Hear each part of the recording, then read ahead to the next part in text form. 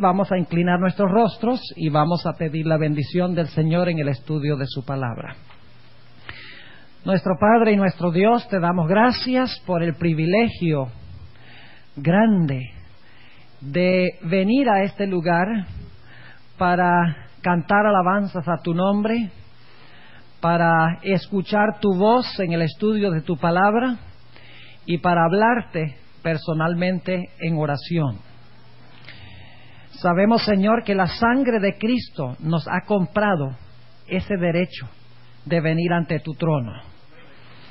Señor, te queremos pedir que esta noche te manifiestes en este lugar de una forma marcada, de una forma clara, que al estudiar este tema sobre la necesidad de adorar al Creador, que tú abras nuestros corazones para recibir la semilla de la verdad que tu Santo Espíritu quiere implantar en el corazón. Sabemos, Señor, que cuando venimos a ti en fe, tú escuchas nuestras oraciones. Te pido, Señor, que respondas esta, porque te lo pido en el nombre y por los méritos de nuestro Señor Jesucristo. Amén. Quiero invitarles a abrir sus Biblias conmigo al libro de Génesis, el capítulo 2. Génesis, el capítulo 2. Ahora, mientras ustedes están buscando Génesis 2, que no es muy difícil de conseguir, está al principio de la Biblia, quisiera decirles que nuestro tema de estudio de esta noche se titula Adorad al Creador. Es una de las frases que encontramos en el mensaje del primer ángel de Apocalipsis 14. Dice en el primer ángel: temed a Dios y dadle gloria, porque la hora de su juicio ha llegado, y adorad a aquel que hizo el cielo, la tierra, el mar y las fuentes de las aguas. Es decir, el mensaje del primer ángel nos llama a adorar al Creador. Lógicamente, si tenemos que adorar al Creador, es necesario que regresemos a Génesis 1 y 2, a donde se habla del Creador y de su creación. Por esa razón es que esta noche vamos a dedicar la mayor parte de nuestro estudio en Génesis 1 y 2, al igual que en Éxodo el capítulo 20. Ahora, antes de leer unos versículos que encontramos en Génesis 2, es necesario que yo comparta con ustedes un detalle muy interesante en cuanto al relato de la creación. Posiblemente ustedes se han dado cuenta de este detalle, pero aunque se hayan dado cuenta, lo voy a recalcar porque es muy importante. Si ustedes leen con cuidado el relato de la creación en Génesis 1, van a descubrir que Adán y Eva no vieron a Dios crear absolutamente nada. Adán y Eva no presenciaron la creación que hizo Dios. El primer día, cuando Dios hizo la luz, Adán y Eva no habían aparecido en el panorama todavía. El segundo día, cuando Dios hizo la expansión, Adán y Eva no habían sido creados. El tercer día, cuando Dios hizo la tierra seca, los árboles, las plantas, las flores, Adán y Eva todavía no habían sido creados. El cuarto día, cuando Dios hizo el sol, la luna, las estrellas, los cuerpos celestes, Adán y Eva aún no habían aparecido en el panorama de la creación. El quinto día, cuando Dios hizo las aves y los peces, Adán y Eva todavía no habían sido creados tampoco. Y es más, el sexto día, cuando Dios hizo los animales terrestres, Adán y Eva tampoco habían sido creados. Y obviamente, Adán no vio su propia creación. De repente Adán apareció en el panorama cuando Dios lo hizo del polvo de la tierra, alentó en su nariz el soplo de vida, Adán abre sus ojos y allí está, pero Adán no presenció su propia creación. Y lo que es más extraordinario es que Adán ni siquiera vio la creación de Eva, porque Dios lo durmió. Es decir, ni Adán ni Eva vieron con sus ojos, no fueron testigos oculares de la creación de Dios. Lo que esto quiere decir es que Adán y Eva no tenían ninguna prueba absoluta de que Dios era su creador. Para tener una prueba absoluta, ellos tienen que haber visto la creación con sus propios ojos, empíricamente. Pero nos dice Génesis que ellos no vieron a Dios crear nada. Ahora yo pregunto, ¿cuál era la única forma como Adán y Eva podían estar seguros de que Dios era su creador? Por fe en lo que Dios les dijo. Es decir, Dios le dijo a Adán y Eva, yo los creé a ustedes. Ustedes son mis criaturas. Ustedes salieron de mis manos. Yo soy el creador, ustedes son criaturas. Y Adán y Eva debían sencillamente creer por fe la palabra de Dios, de que Dios era el creador y ellos eran sus criaturas. Es decir, la única prueba, si podemos hablar de prueba, que Adán y Eva tenían de que Dios era el creador, no era porque lo vieron, sino porque Dios les dijo que Él era el creador y ellos debían creer la palabra de Dios. Ahora, Dios puso en el huerto una prueba para ver si Adán y Eva lo iban a reconocer como el creador. Era necesario colocar esa prueba para ver si Adán y Eva iban a confesar su fe en la idea de que Dios era el creador. Ellos, al pasar esa prueba, iban a estar indicando de que ellos creían que Dios era el creador y ellos eran sus criaturas. Es decir, la prueba que Dios puso en el huerto de Edén fue para probar a Adán y Eva para ver si ellos creían que Jehová era Dios y que Jehová era el creador. Ahora notemos algunos detalles en cuanto a esa prueba en Génesis el capítulo 2 y empezando en el versículo 15. Dice allí, tomó pues Jehová Dios al hombre y le puso en el huerto de Edén para que lo labrara y lo guardase. Y ahora quiero que noten que Dios da un mandato positivo. Con respecto a la prueba que Dios va a dar, Dios da primero un mandato positivo. Y noten lo que dice en este mandato positivo. De todo árbol del huerto comerás. ¿Es ese un mandato positivo, sí o no? Claro que sí. Dios no empieza diciéndoles, no comas de este. Dios empieza diciendo, de todos los árboles del huerto comerás. Es decir, todos los árboles del huerto son para tu consumo personal, para tu consumo diario. Es decir, todos los árboles del huerto son para disfrutarlos tú. Un mandato positivo. Pero luego Dios da un mandato negativo. Noten nuevamente el versículo 16. Y mandó Jehová Dios al hombre diciendo, de todo árbol del huerto comerás. Más, recuerden esa palabrita, más del árbol de la ciencia del bien y del mal no comerás de él, porque el día que de él comieres, ¿qué cosa? Morirás. Así que Dios le dice a Adán y Eva, todos los árboles del huerto son para su uso diario, para su uso personal, son para ustedes disfrutarlos, para usarlos para ustedes. Pero este árbol que está aquí, ese árbol no es para ustedes, ese árbol es mío, no de ustedes. Y me respetan mi árbol, no es para consumo personal y diario de ustedes. Ahora yo pregunto, ¿a dónde se encontraba ese árbol en el huerto? ¿En qué posición en el huerto? Ustedes lo saben bien.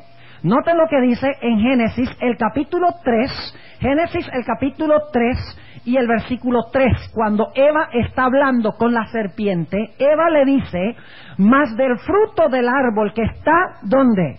En medio del huerto, dijo Dios, no comeréis de él, ni le tocaréis, porque no muráis. ¿A dónde estaba la prueba en el huerto?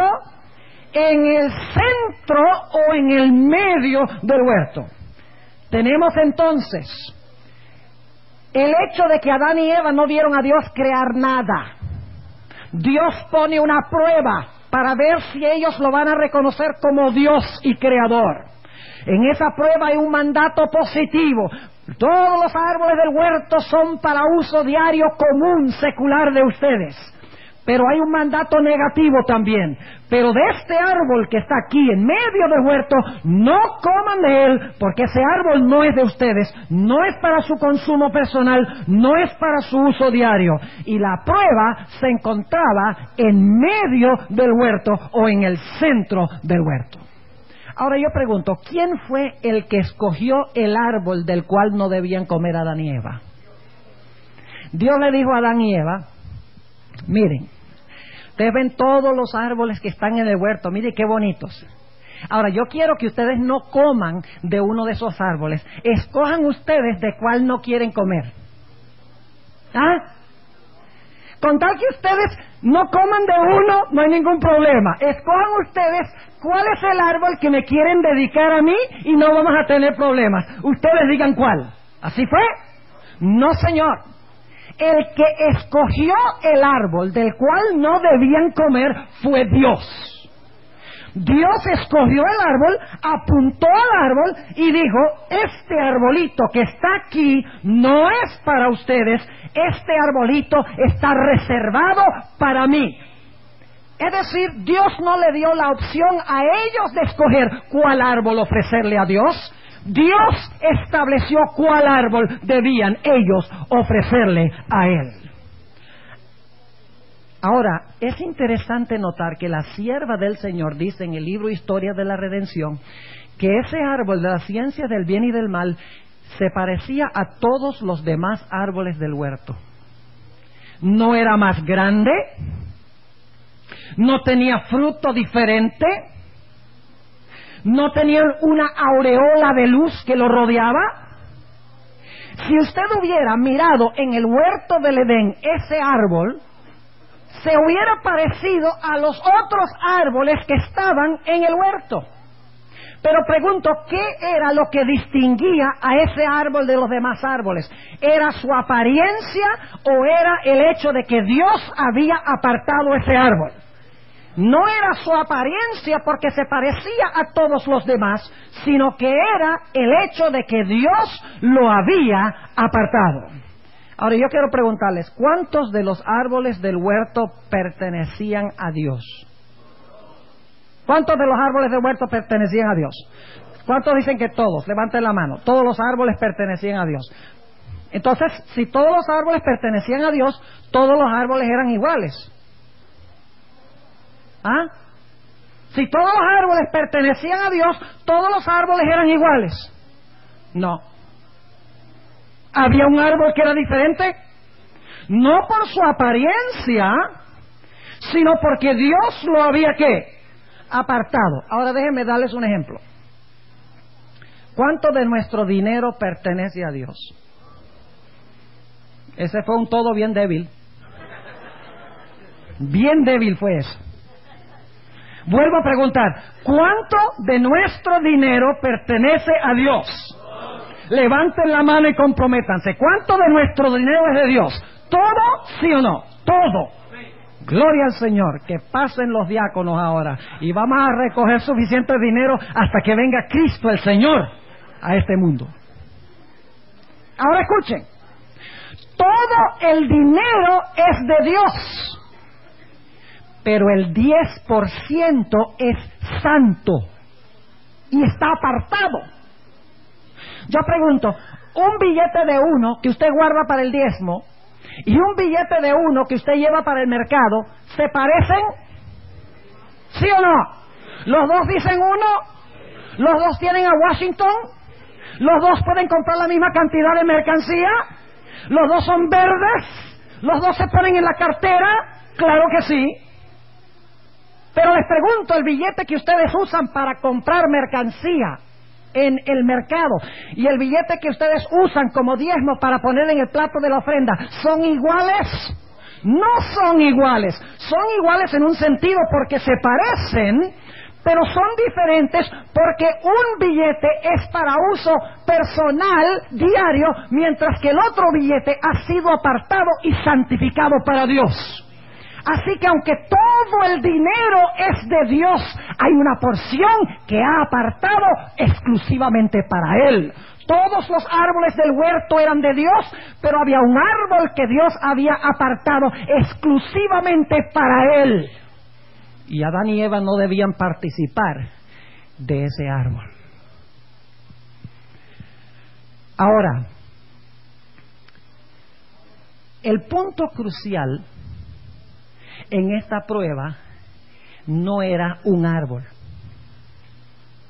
El árbol solamente era la forma externa en que Dios podía probar a Adán y Eva para ver si ellos lo iban a reconocer como Dios. Es decir, respetar el árbol, no participar del árbol de Dios, significaba que ellos reconocían a Jehová como su Dios. Respetar el árbol y dedicarlo a Dios y no para ellos, significaba que ellos reconocían que Dios era su ¿qué? Que Dios era su creador. Respetar el árbol significaba que respetaban a Dios. Y respetar el árbol significaban que estaban irrespetando a Dios y estaban negando de que Él era su Dios y que Él era su creador. Ahora yo pregunto, ¿cuánto del fruto del árbol de la ciencia del bien y del mal pertenecía a Dios? ¿Cuánto del fruto? ¿Qué tal si Eva nada más se come una conchita o una cascarita, así, nada más le pone los dientes y le quita nada más un pedacito de una cascarita del fruto? ¿El principio sería el mismo? Claro que sí, porque 100% del árbol, 100% del fruto estaba reservado y dedicado ¿a quién? Dedicado a Dios. Yo quiero que ustedes recuerden eso. Ahora, noten lo que dice Génesis, el capítulo 3 y el versículo 4. ¿Ustedes creen que el diablo odiaba la señal del Creador? ¿Odiaba el diablo la señal del Creador? Claro que sí. ¿Odiaba al Creador? ¿Qué tenía él que hacer para que Adán y Eva deshonraran al Creador? Tenía que llevarlos a tomar lo que era de Dios y usar lo que para ellos. Tenía que llevarlos a tratar lo santo como si fuera ¿qué? Común para su uso diario. Es decir, Satanás odiaba la señal que exaltaba a Dios como el Creador. Y por eso él fue a parar en el árbol mismo que representaba la autoridad de Dios.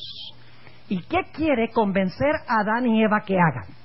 Quiere convencerlos de que no respeten el árbol de Dios, sino que tomen el árbol que es de Dios y lo usen para sus propios propósitos. En esto Satanás mostró que él odia a Dios y odia la señal que apunta hacia Dios como el Creador. Por si acaso alguno duda de que esta era la prueba, noten lo que dice en Génesis el capítulo 3 y el versículo 1. Vamos a leer todo el marco. Dice en el versículo 1: empero la serpiente era astuta más que todos los animales del campo que Jehová Dios había hecho, la cual dijo a la mujer: con que Dios os ha dicho, no comáis de todo árbol del huerto. Y la mujer respondió a la serpiente: del fruto de los árboles del huerto comemos, mas del fruto del árbol que está en medio del huerto, dijo Dios, no comeréis de él ni le tocaréis, porque no muráis. Entonces la serpiente dijo a la mujer, ¿qué cosa? No moriréis.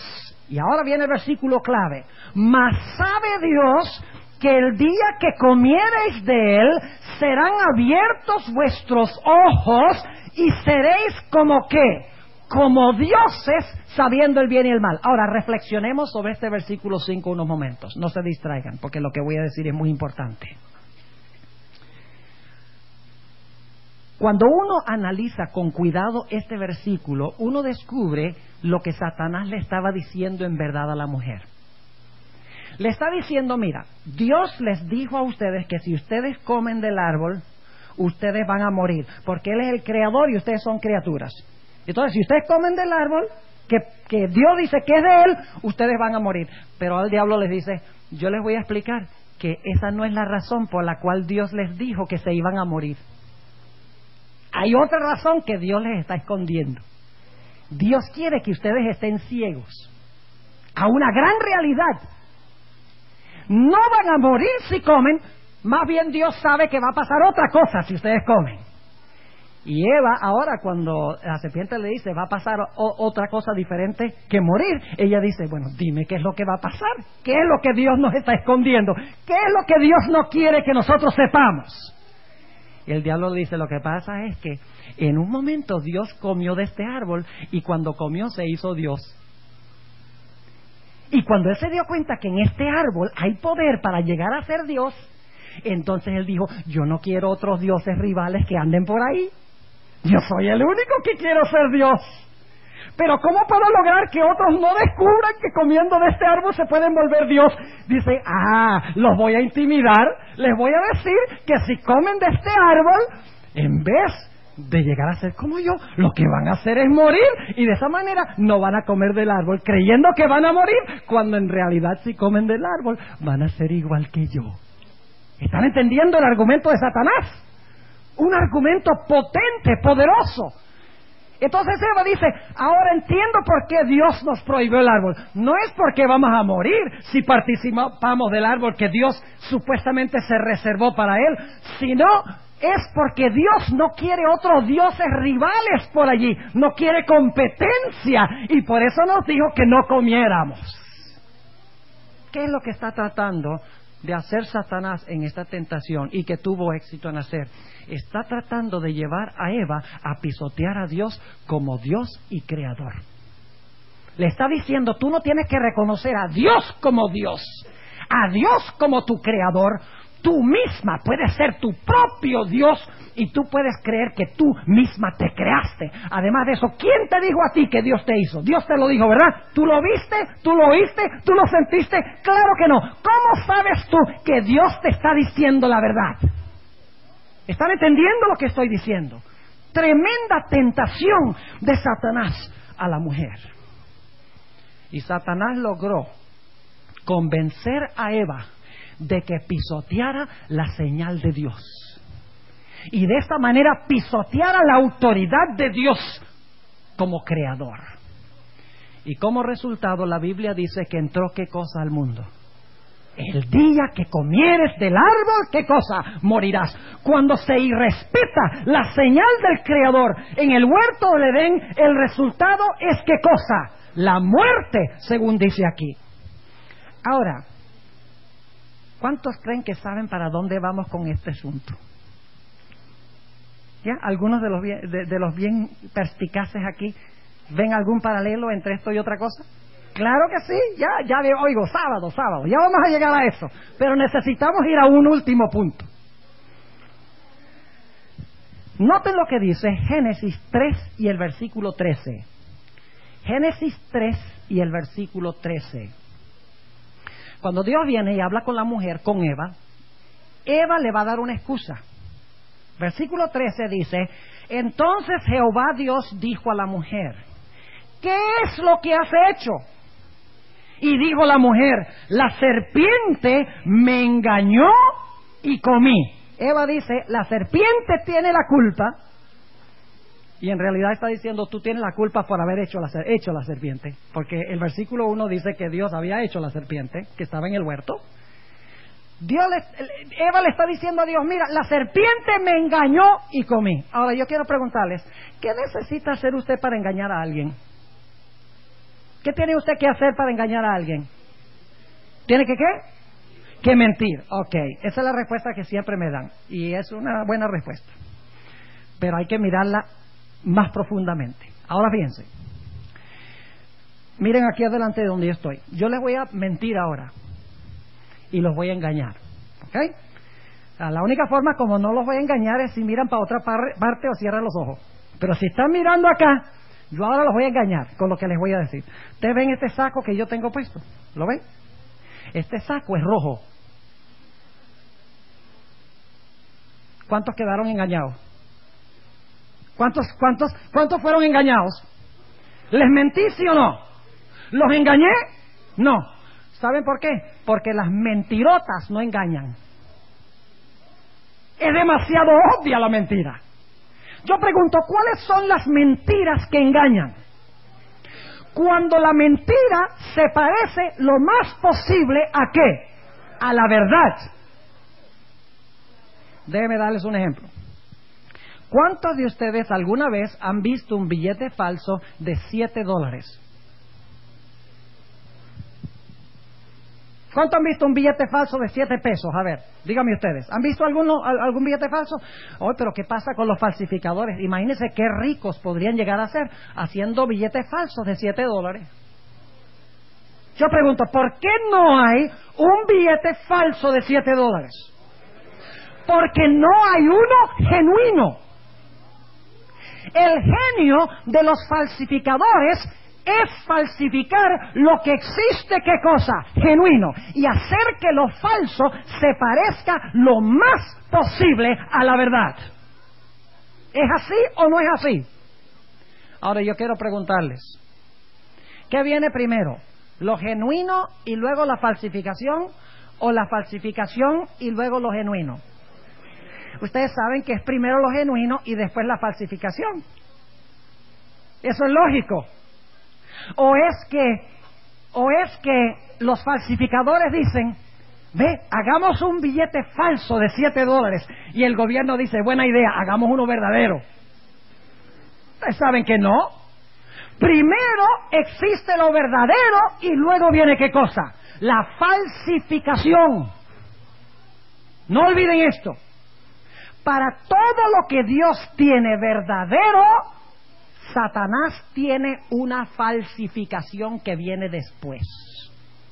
Y lo verdadero viene primero y la falsificación viene después. Y el genio del falsificador está en hacer que lo falso se parezca lo más posible a lo verdadero. Ahora hemos analizado este tema desde la perspectiva de Génesis. Vamos en estos momentos a Éxodo, el capítulo 20, para que veamos si Dios tiene hoy también una prueba para su pueblo, porque ya el árbol no está, ¿verdad? El árbol fue llevado al cielo antes del diluvio. El huerto del Edén fue llevado al cielo antes del diluvio. Ya no está en la tierra, así que la prueba ya no es un árbol. Pero yo pregunto, ¿tiene Dios hoy todavía una prueba para su pueblo, sí o no? Claro que sí. Ahora, yo quiero hacerles una pregunta y no me contesten rapidito. ¿Tenemos nosotros hoy una prueba más absoluta y grande de que Dios es el creador que lo que tenían Adán y Eva? ¿La gente hoy ha visto a Dios crear el mundo? ¿Lo oyeron? No. ¿Tenemos nosotros alguna prueba adicional que Adán y Eva no tenían? No. ¿Cómo sabe usted hoy que Dios es el creador? ¿Porque usted lo vio? ¿Porque usted lo escuchó? ¿Porque usted lo puede comprobar? No. La única forma absoluta en que usted puede saber hoy que Dios es el creador es porque Dios en su palabra dice que es el creador. Entonces pregunto, ¿nosotros tenemos la misma forma de saber que Dios es el creador que la forma que tenían Adán y Eva, sí o no? Claro que sí. No tenemos nosotros más prueba que ellos, porque nosotros no lo vimos y ellos tampoco. Así que como ellos debían creer porque Dios lo dijo, hoy nosotros debemos creer que Dios es el creador porque Dios lo dice. Ahora, ¿nos ha dado Dios una prueba en su palabra para ver si nosotros reconocemos al creador por fe? Claro que sí. Noten Éxodo 20 Y empezando en el versículo 8, ¿qué paralelo tan grande tiene la Biblia en este asunto? Dice en el versículo 8, acordarte has del día del reposo, dice en el hebreo, acordarte has del día del sábado. ¿Para qué? Para santificarlo. Y luego quiero que noten que hay un mandato ¿qué? Positivo.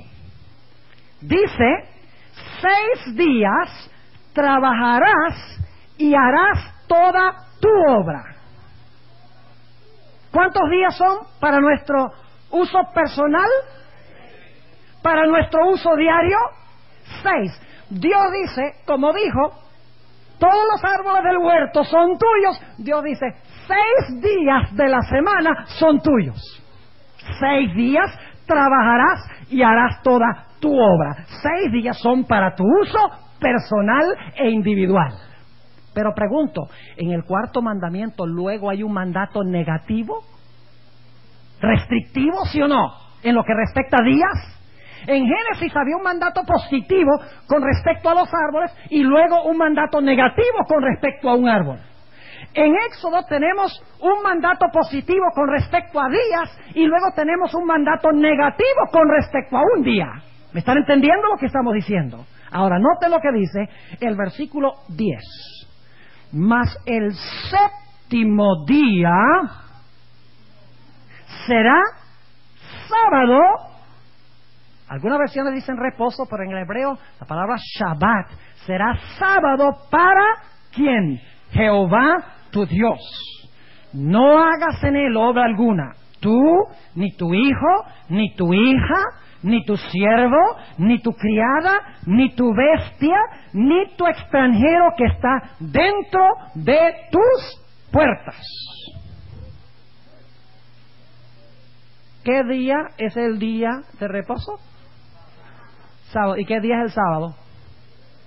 El séptimo. ¿Qué fue lo que Dios hizo con el hombre? Dios le dijo al hombre, mira, ahí hay 7 días, escoge tú cuál quieres guardar.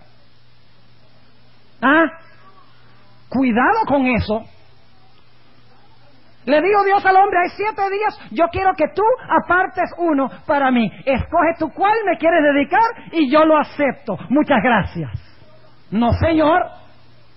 De los días, el que escogió el día que se debía apartar fue ¿quién? Fue Dios. Y de los árboles, ¿quién escogió el árbol específico del cual el hombre no debía comer? Fue Dios.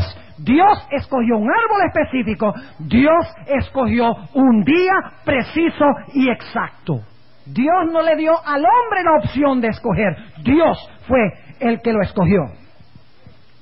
Ahora yo quiero preguntarles, ¿a dónde se encuentra el cuarto mandamiento en la ley de Dios? En todo el centro de la ley de Dios.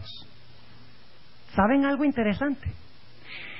Si en hebreo ustedes cuentan el número de palabras antes del cuarto mandamiento y después del cuarto mandamiento, van a encontrar que el mandamiento del sábado está en todo el centro de la ley de Dios. ¿Dónde estaba la prueba? En el huerto del Edén, el árbol apartado. En medio del huerto.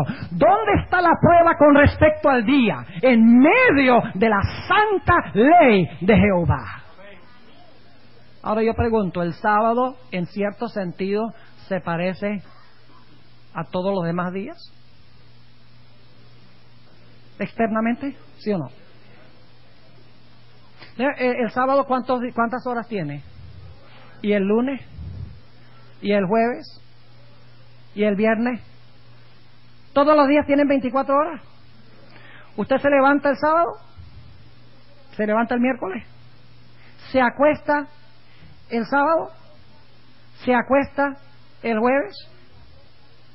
¿El sábado es un número en el calendario?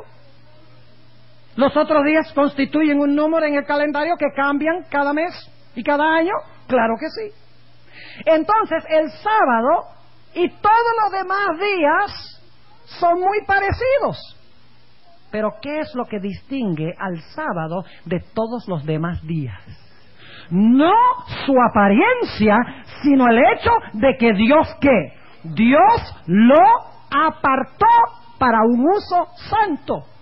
Se parece al lunes, al miércoles, al viernes, al domingo, en su apariencia externa, pero en lo que respecta la palabra de Dios, el sábado es diferente. Déjenme preguntarles, ¿cuántos días son de Dios?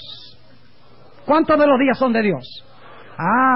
Ese todos también está débil. Ahora yo creo que ustedes lo que creen es que yo voy a decir que tienen que venir a la iglesia todos los días. Como les dije que todo el dinero es de Dios. ¿Todos los días son de Dios, sí o no? Claro, y ustedes ven cristianos que dicen, no, pero si es que yo le doy todos los días a Dios, porque todos los días son de Dios. Sí, todos los días son de Dios, pero solo uno es santo, apartado para uso santo de Dios. Todos los árboles eran de Dios, pero uno era apartado. Todo nuestro dinero es de Dios, pero el 10% es apartado. Todos los días son de Dios, pero el séptimo día es apartado para Dios. ¿Y saben algo interesante? Todas nuestras medidas de tiempo tienen una explicación astronómica. Es decir, relacionadas con cuerpos celestes. Por ejemplo, nuestro día de 24 horas es la cantidad de tiempo que toma nuestro planeta para dar una vuelta completa en su eje, que son 24 horas. Nuestro mes es el tiempo entre una luna nueva y otra. Técnicamente, bíblicamente, tiene que ver el mes con la posición de la luna. Nuestro año es la cantidad de tiempo que toma nuestra Tierra para dar una vuelta completa al Sol, que son 365 y un cuarto días. Por esa razón tenemos el año bisiesto, cada 4 años en febrero. Pero hay una medida de tiempo que no tiene ninguna explicación astronómica. El día se explica astronómicamente. El mes, el año se explican astronómicamente. Pero hay un día, hay una medida de tiempo que parece ser arbitraria, que no tiene razón de tener la medida de tiempo que tienen. ¿Y saben ustedes cuál medida de tiempo es esa? La semana. ¿Por qué una semana tiene 7 días? ¿Podría una semana tener 9? ¿Sin cambiar el ciclo del día? ¿24 horas? ¿Sin cambiar los meses? ¿Sin cambiar también el año? ¿Podría ser más larga o más corta la semana? Ningún problema. La semana podría tener 9 días, podría tener 5 días, podría tener 15 días, podría tener muchas diferentes medidas. ¿Por qué la semana tiene 7 días hoy por hoy? Porque en la creación Dios arbitrariamente hizo una semana de 7 días iguales que tienen la misma medida de tiempo, pero apartó el séptimo día como día de reposo. Ahora, algunas personas de otras iglesias me dicen, pastor, pero ¿cómo sabe usted que el sábado de hoy es el mismo sábado de la creación? Y entonces yo les digo, primer comentario, les digo, ¿cómo sabe usted que el domingo que usted guarda hoy es el mismo día que Cristo resucitó? Si el domingo es el mismo domingo, usted no tiene que ser un sabio Salomón, no necesita tener una inteligencia de 160 IQ para saber que si el domingo de hoy es el mismo domingo de la resurrección, el sábado de hoy es el mismo sábado en que descansó Cristo en el sepulcro. Pero alguno dice, pero pastor, ¿cómo sabe usted que el sábado que existió en los días de Cristo y que el domingo en los días de Cristo era el mismo sábado de la creación? Y yo le respondo que la Biblia dice que Cristo guardó el sábado, que ya hemos visto que en los días de Cristo era el mismo sábado de hoy. Si Cristo guardó en sus días, en el Nuevo Testamento, el mismo sábado de hoy, ¿ustedes creen que Cristo, quien creó el sábado, se iba a equivocar y a guardar el día que no era? No. Si Cristo guardó el mismo sábado de hoy y era el creador, según la Biblia, entonces el sábado que Él guardó es el mismo sábado ¿de qué? De la creación. Ahora, yo quisiera que notemos por qué fue que Dios dio el sábado. ¿Por qué puso Dios el árbol en el huerto? ¿Recuerdan? Para probar a Adán y Eva, para ver si ellos iban a reconocer que Jehová era ¿qué? Su Dios y su Creador. Yo pregunto, ¿el sábado tiene el mismo motivo? Sí, Señor. Vamos a terminar de leer el cuarto mandamiento. Versículo 11 de Éxodo 20. Dice, ¿por qué? ¿Qué significa por qué? Va a dar la razón, ¿sí o no? Porque es que Dios dice, 6 días son para tu uso personal, 1 es apartado para mí, el 7º, al igual que dijo, todos los árboles son para tu consumo personal, 1 es apartado del cual no puedes participar. ¿Por qué fue que Dios dijo eso con respecto al árbol y Dios dice eso con respecto al día? Aquí viene la explicación. Porque en 6 días hizo Jehová los cielos y la tierra, la mar y todas las cosas que en ellos hay, y reposó en el 7º día. Por tanto Jehová bendijo el día del sábado y lo santificó. Santificó significa que lo apartó. ¿Por qué hizo Jesús el sábado?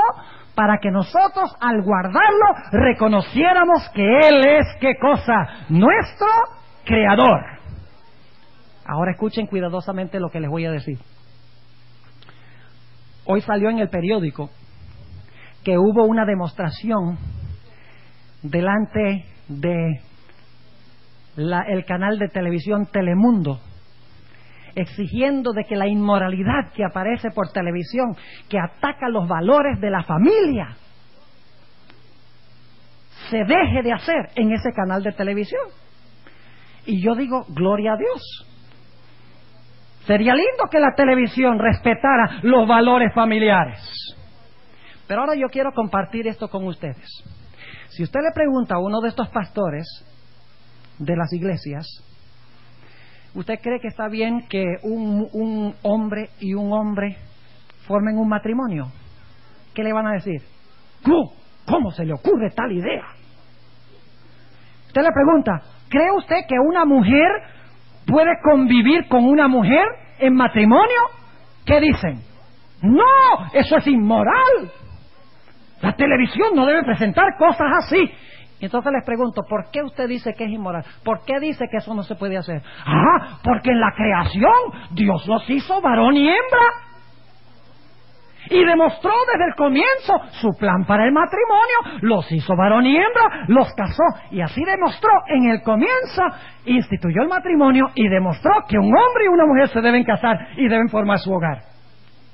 Entonces yo les digo, muchas gracias. Ahora déjenme preguntarles, ¿qué más hizo Dios en la creación? Mi Biblia me dice que en la creación también hizo el sábado. Antes del pecado, igual que el matrimonio. ¿Por qué usted me dice que el matrimonio sí y el sábado no? Si los dos son instituciones creativas, fueron hechas en la creación, no son como resultado del pecado. Dios no dice, ahora después del pecado voy a hacer la familia.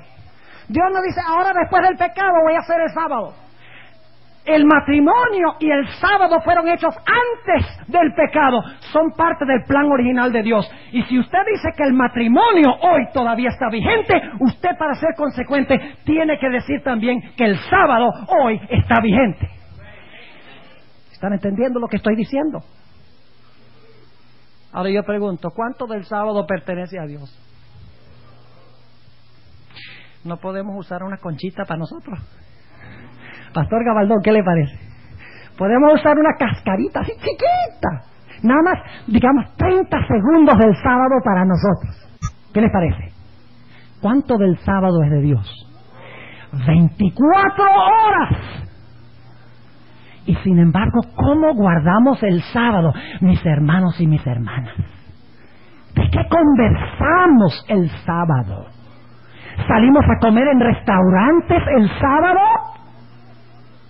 ¿Hablamos de cosas seculares? ¿Participamos de recreación secular el sábado? Mis hermanos y hermanas, es lo mismo usar una pequeña porción del sábado para nosotros que Eva pegarle un mordisco a la fruta en el huerto del Edén.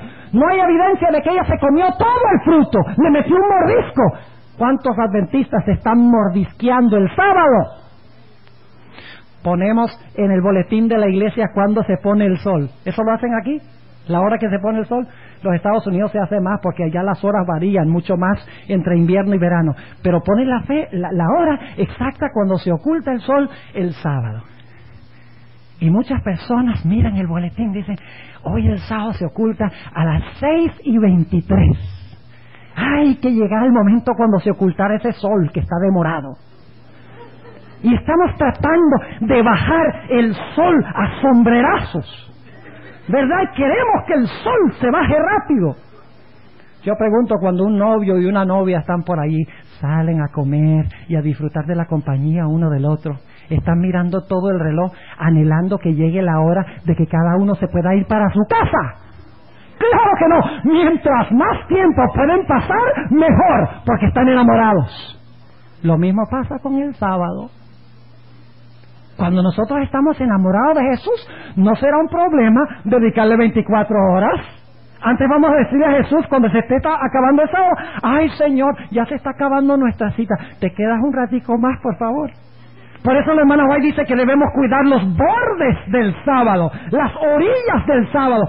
No debemos estar, bueno, el sol se pone a las 6:23 y hay un programa de televisión, un partido de fútbol que me lo quiero ver y va a estar por la mitad y estamos mirando el reloj, 6:22 y 30 segundos, 29, 28, 27, 26, 25. Cuando llega, ¡ah!, televisión prendido. Eso no es guardar el sábado. Eso es ser legalista como los fariseos. El sábado significa comunión con Jesús. ¿Y saben ustedes cuál es uno de los grandes problemas del mundo cristiano? Ellos creen que el sábado de los fariseos es el sábado de Cristo. El sábado de los fariseos es un falso sábado, porque es un sábado lleno de tradiciones que ellos inventaron. Pero lo que pasa es que cuando los cristianos hoy miran el sábado, ven el sábado de los fariseos y creen que el sábado es un yugo de servidumbre, creen que ese es el sábado bíblico. Jesús vino a libertar el sábado de las falsas tradiciones de los fariseos, no a clavar el sábado en la cruz. Cristo vino a redimir el matrimonio de la tergiversación de los fariseos. Por esa razón, cuando vinieron y dijeron, ¿puede el hombre divorciarse por cualquier causa de su mujer? Jesús dice, por la dureza de su corazón, Moisés les permitió hacer eso, pero al principio no fue así. Jesús dice, restauremos el matrimonio a lo que era al comienzo, no en la forma torcida como ustedes lo tienen. De la misma manera, Jesús vino a redimir el sábado, a libertar el sábado de las falsas tradiciones de los fariseos, pero no vino a deshacerse del sábado, sino a hacer el sábado glorioso como un día de comunión, comunión entre Él y su pueblo, mis hermanos y hermanas. ¿Ustedes creen que Satanás odia el sábado?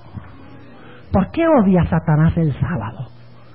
Porque el sábado nos recuerda que Jehová es nuestro Dios, que Jehová es nuestro creador, ¿sí o no? Y Satanás sabe que si nosotros puede llevarnos a nosotros a pisotear la señal, lo vamos a olvidar a Dios.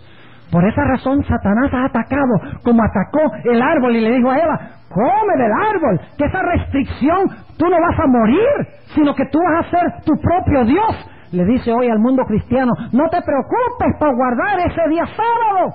Todos los días son tuyos, todos los días son de Dios, con tal que le dediques unos minutos a Dios, está bien cada día.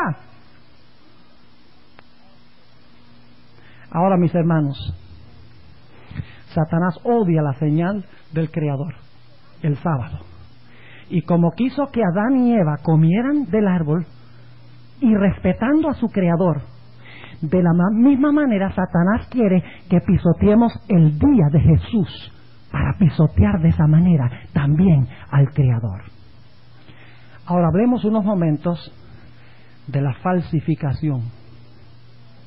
¿Ustedes recuerdan que para todo lo que Dios tiene verdadero, Satanás tiene una ¿qué? Una falsificación. Todo lo que Dios tiene verdadero, Satanás tiene una falsificación.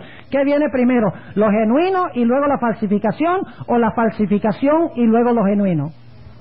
Ya vimos que primero viene lo genuino y más adelante viene la falsificación. Ahora yo pregunto, ¿cuál fue el día que Dios hizo al comienzo, antes del pecado, como señal de que Él es el Creador y de que Él es Dios? El sábado.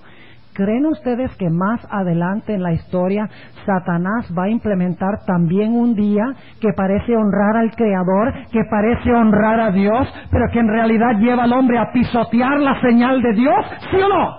¡Claro que sí! ¿Y cuál es el día rival al sábado, aún en el cristianismo, que viene después del sábado en el tiempo como día de reposo? El domingo es aquel día que guarda la mayoría del mundo cristiano, cuando Dios al principio hizo ¿qué cosa? El sábado. Mis hermanos y hermanas, el domingo como día de reposo es una falsificación como día de reposo, porque el día original, genuino, verdadero, lo hizo Dios antes del pecado, al comienzo, y es su santo sábado.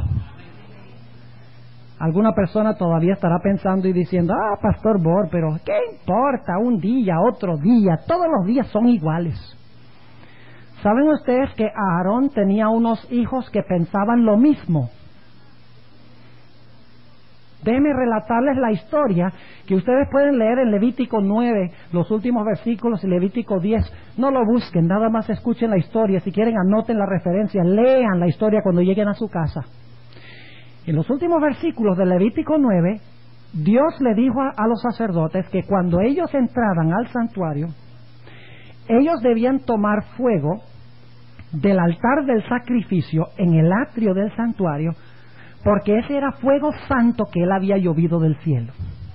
Es decir, cualquier fuego que ellos metieran en el incensario para llevarlo ante el altar de oro, para mezclar el incienso con el fuego, debía venir de ese altar, porque ese era fuego santo que Dios había llovido sobre el altar desde el cielo. Pero la Biblia dice que los hijos de Aarón, Nadab y Abiú, estaban bajo la influencia del vino.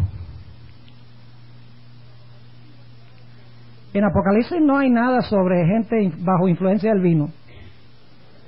¿Ah, sí? Dice que Babilonia le da ¿qué cosa? El vino del furor de su fornicación. ¿A quiénes? A las naciones. Y las emborracha espiritualmente. El vino son falsas doctrinas. Y dice allí que Nadab y Abiú, sacerdotes de Dios que profesaban ser líderes espirituales de Israel. Esto es una apostasía interna. Esto no está pasando entre los filisteos o entre los babilonios, los asirios, los egipcios. Está pasando entre los mismos sacerdotes líderes de Israel. Están bajo la influencia del vino. Y dice la Biblia que ellos, en vez de tomar el fuego santo que Dios había llovido del cielo, tomaron otro fuego, fuego extraño. Otro fuego que no era el santo. Podríamos llamarlo fuego común, fuego secular, fuego para usarlo con propósito para cocinar y para calentar su tienda o lo que sea. Pero no era fuego común, no era fuego santo. Y dice la Biblia que Nadab y Abiú metieron ese fuego común en el incensario y lo trataron como si fuera santo. Y dice que entraron allí al lugar santo del santuario para ofrecer el incienso, y cuando se presentaron, Dios dijo, está bien Nadab y Abiú, no importa, fuego es fuego. Con tal que me traigan fuego, no interesa cuál me traigan, con tal que tengan sinceridad y con tal que me lo traigan de todo corazón, yo les recibo cualquier fuego que me traigan. No señor. Dice la Biblia que cuando ellos entraron y trajeron este fuego común o secular, Dios rechazó aceptarlo y lo demostró, haciendo que un fuego ardiente saliera de su presencia en el lugar santísimo y consumiera en el acto a Nadab y Abiú. Claro que hoy Dios es puro amor y a Dios no le interesa si nosotros respetamos lo que es santo o lo que no es santo. ¿Acaso Dios cambia? La Biblia dice en Malaquías 3:6, Jehová hablando, yo no cambio. En Hebreos 13:8, Jesús dice, o Pablo dice en cuanto a Jesús, Jesucristo es el mismo ayer, hoy y para siempre. Dios es igual de particular hoy en cuanto a las cosas santas y las cosas comunes, como cuando Nadab y Abiú vivieron en el Antiguo Testamento. Y le traen ese fuego común a Dios. Ahora yo les quiero preguntar, ¿el fuego que llevaron Nadab y Abiú se parecía al fuego que estaba sobre el altar del sacrificio? ¿Se parecía? Si ustedes miraban los dos fuegos, ¿se veían parecidos? Sí. Si ustedes le metían el dedo a uno y al otro, ¿se quemaban el dedo? Si pudieran analizar las propiedades químicas de los dos fuegos, ¿las propiedades químicas serían iguales? ¡Claro que sí! Entonces, ¿qué interesa? ¡Fuego es fuego! No, señor, fuego no es fuego. Cuando Dios dice, este fuego es santo y este es el que me vas a ofrecer, está hablando en serio. Este fuego santo no significa aquel. Cuando Dios dice el séptimo día, sábado, es mi día de reposo, Él no quiere decir ni domingo, ni miércoles, ni viernes, Él quiere decir sábado. Y cuando usted le ofrece un día que Él no estableció como su día de reposo, usted le está ofreciendo a Él un día extraño, un día común, secular, como si fuera santo. ¿Qué le hace a usted pensar que a Dios no le molesta eso? Cuando Nadab y Abiú tuvieron que morir por haber hecho lo mismo. El problema es que hoy en día el mundo cristiano está emborrachado con el vino de Babilonia. Falsas doctrinas. La segunda parte de este tema lo vamos a analizar mañana en la noche. Prepárense bien, porque van a sudar frío mañana. Si ustedes creen que el tema de hoy es fuerte, agárrense de la banca mañana, porque va a haber un terremoto espiritual en este lugar. Porque vamos a estudiar esto desde la perspectiva de Apocalipsis y vamos a encontrar que la gran prueba final en este mundo va a ser con respecto a 2 días: el sello de Dios y la marca de la bestia. Un día común que se le ofrece a Dios como santo, mientras que otros guardarán el día que Dios estableció, su santo sábado. Y alguno me dice, bueno, pastor, entonces el conflicto final va a tener que ver con días. No, va a tener que ver con las personas que hicieron esos días como días de reposo. Porque cuando usted guarda el sábado, usted está reconociendo la autoridad de Dios. El día prueba su lealtad a Dios. El punto es lealtad. ¿A quién es leal usted? El sábado es solo la forma externa en que usted demuestra a quién es leal.